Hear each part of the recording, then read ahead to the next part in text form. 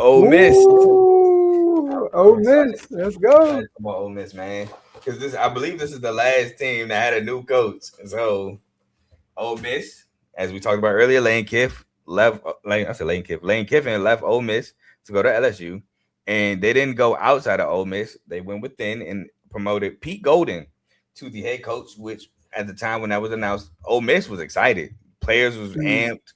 They were cheering. I believe they was like in a circle throwing water on them, celebrating, and they made the college football semifinals. Had a they sure did. great year last year. Again, like I said in the LSU segment, the most wins in the regular season last year ever at Ole Miss with Mm. 11, going 11-1, 7-1. Did not make the SEC championship game, which dang, SEC, you crazy. 11 wins and I can't even make the championship game. Might be some foreshadowing in my predictions later. But again, they made the college football playoffs semifinals. They beat Tulane, who they also beat in the regular season. Then they beat Georgia, but lost to Miami Hurricanes in the semifinals. But a great year for Ole Miss nonetheless. And Pete Golden brings in offensive coordinator John David Baker, who was ECU's offensive coordinator / quarterback coach in 2024 and 2025. And I will say ECU had a really good offense, Mm. albeit different competition level, but a really good offense in the American Conference under Caden Hauser and the boys for those 2 years. And they bring in defensive coordinator Brian Brown, who was a co-DC at Miss Ole Miss in 2024 and 2025. So he's just promoting this guy. And I think him and Pete Golden are going to be collabing on defensive schemes and stuff like that. I want to say Pete Golden is still calling plays, but I'm not sure. I want to say Pete Golden is still calling the defense though. But they returned 10 starters, 5 on offense, 5 on defense, 3 of them being O linemen. Joe, talk to me about Ole Miss. They lost two of their starting tackles, which is like big. So the O line is something I'm worried about with them. But they got a lot of talent though. Ole Miss. So that's one thing I will say. Trinidad James, I know you're gonna mention it, but that's Trinidad Trinidad Chambliss. Yeah, man. This is not 2013, my boy. James. 2012, 2013. Woo! But yeah, him returning was big, was huge because especially with the head coach, him being the first time head coach uh, in a full season, having your quarterback come back and you can kind of run it back, which is big. But Ole Miss, man, they got a high ceiling. They got a high ceiling. That's all I gotta say. A high Nah, ceiling. I 100% agree. Um, we'll talk about the main big name starter coming back, Trinidad Chambliss. He won the court case or whatever to allow him this year coming back, which I ain't gonna lie, I thought he should have went to the draft. He'd have been easily a first round pick in my opinion, especially if Ty Simpson won the first round. Trinidad Chambliss won the first round, but that's just me. But he gets an extra year of college. He went 294, 445, 66.1% completion percentage, 3,937 yards, 22 touchdowns to just 3 interceptions, 527 yards on the ground, and 8 more touchdowns on the ground. Again, what were you doing in camp to not win this job? They returned Kwan Lacey, a running back who had 306 carries, 1,567 yards, 5.1 a carry, and 24 touchdowns on the ground, which is incredibly insane. They returned Centering Perkins, a linebacker who had 81 total tackles, 41 solos, 4.5 sacks, 5 pass breakups, a pick, 3 forced fumbles, and 2 fumble recoveries. Will Eccles, a D tackle with 68 total tackles, 32 solos, 5 sacks, and 3 pass breakups. Cam Franklin, a DN who had 69 total tackles, 33 solos, 5 sacks, 5 pass breakups. Jalen Braxton, the cornerback, 24 total tackles, 14 solos, 3 pass breakups, and a pick. And Antonio Kite, a cornerback with 34 total tackles, 25 solos, and 5 pass breakups. Now, before I get to the losses, there is allegedly they're going to allow Daquan Wright, who's currently on the Eagles, his eligibility to come back. I disagree, just like you, Joe, but allegedly they are allowing him to come back. They're also allegedly allowing Wendell Williams, who's on the Cardinals, and Xavier Harris, who is currently not on a team. So at least he's not on an NFL roster. But those 3 guys are allegedly allowed to come back to Ole Miss. So I will name them as losses for the moment, but I will asterisk maybe because they may be back.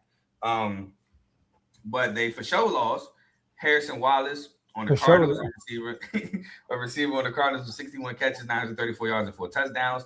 DeJon Striblin, a receiver on the 49ers, 55 catches, 811 yards, and 6 touchdowns. Caden Lee, a receiver on Missouri, 44 catches, Really? 635 yards, and 3 touchdowns.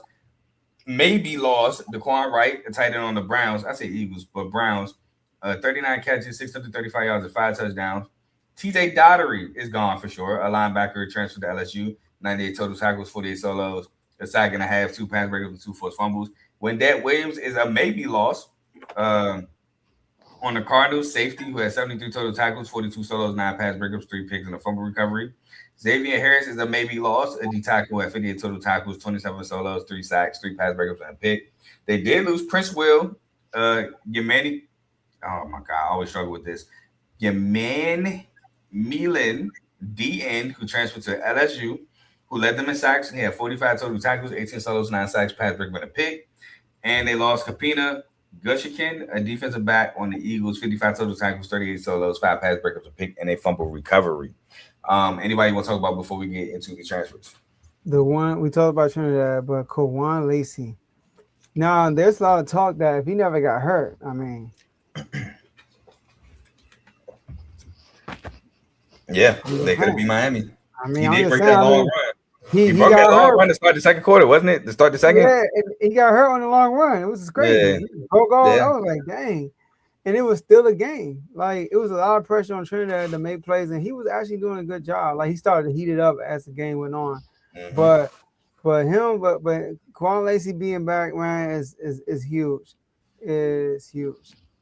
Yeah, for sure, 100%. And I mean, It's 24 crazy, man. touchdowns. It's crazy how, like, with the transfer portal, like, you could be like your best player could be gone next year. Like, It happened to Quinshawn Judkins at Ole Miss. Quinshawn Judkins was in the running for SEC Player of the Year. Dylan Sampson ultimately won it. He then transfers to Ohio State and won the national championship. that's crazy. I get it, but dang. Yeah, that is the transfer portal for you. They were 14th overall recruiting class, second in transfers with 29. Now, No. the number one I have highlighted is Blake Purchase, an edge rusher from Oregon, looking to get replace Prince Will and his production. He had 32 total tackles, 13 solos, 2 sacks, a pass breakup, and a pick at Oregon. Jalen Crawford, a cornerback from Auburn, who had 15 total tackles, 11 solos, 4 pass breakups, and a pick. Keaton Thomas, a linebacker who had 99 total tackles, 62 solos, a sack, 3 pass breakups, a pick, and a fumble recovery at Baylor. Jonte Cook, a receiver at Syracuse. Now, take these numbers with a great assault. Syracuse quarterback situation was horrible last year. But 45 catches, 549 yards, and 2 touchdowns. And Luke Farrelly, a linebacker from Cal, who had 91 total tackles, 38 solos, a sack, a pass breakup, and a pick. Any transfer you wanted to talk about? Yeah, Jonte Cook, the second one I was looking at right there. Very explosive for that. What I saw, very explosive player. And hear what you said also. He had 600 passing yards, 45 receptions with a terrible quarterback situation. So with Trinidad, they gonna throw the ball. Yep. They're definitely gonna throw the ball. He's gonna get opportunities. So yeah, so that's the one guy I wanted to talk about. And that's why I said that, because this quarterback, he got a major upgraded quarterback, and Trinidad is great at expanding plays and extending them. There we go, extending plays. So definitely he's going to have room to work with that. They were second in total offense, 48th in total defense, tied 10th in scoring offense, 37th in scoring defense, 3rd in passing, 37th in pass defense, 44th in rushing, 69th in rush defense, 37th in third down conversion percentage on offense, 50th third down conversion percentage on defense, tied 56th in red zone offense, tied 60th in red zone defense. But let's get into the schedule, Joe. First game should be a banger in Nashville against Louisville. I have this as a win. I got this as a win too. All right. Then they move on to Charlotte. Brian, I think his name Brian Albin, the former coach of Ohio. Anyway, I got this as a win. W. It's Tim Albin, by the way. Next, like we said, the battle of Lane leaving. I got this as a W. At home against LSU. Yeah, it's gonna be an emotional win right here. W. I wouldn't be surprised if Lane Kiffin get booed. What? You be surprised? I wouldn't. Getting booed. That's what I say. I wouldn't. Oh yeah, he's definitely getting booed. Would not be surprised. Then we go on the road in the swamp against Florida. I do have this as a win. I got it as an L. On the road against Vandy and back in Nashville, got this as a win. W. At home against Mizzou, I have this as a win. W. On the road in Austin, Texas, I have this as a loss. My man. Yeah, you know I got it. Lost. I just need the people to know. At home against Auburn, I got it as a W. W. At home against Georgia, I have this as a W. That's right. Okay. I got an L here. Yeah, that's right. You went undefeated. Georgia going undefeated. Uh-huh. On the road in Norman, got this as a loss. Me too. Then at home against Wofford, I have this as a win. W. Yep. And then in the Egg Bowl against Mississippi State at home, I have this as a win. W.